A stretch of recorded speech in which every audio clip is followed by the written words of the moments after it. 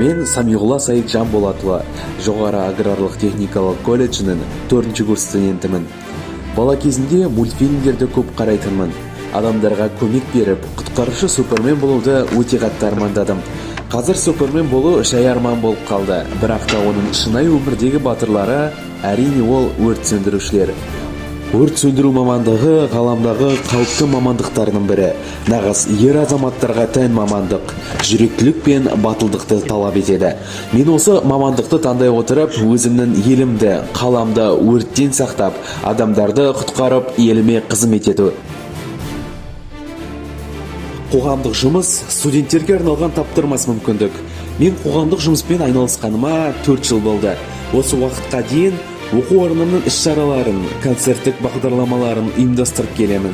Және де колледжден тыс Жас Отан жастар қанатының еріктісімін. Осы ұйыммен бірге әртүрлі саладағы қалалық, облыстық және де республикалық деңгейдегі акцияларды, жобаларды жүзеге асырып келеміз.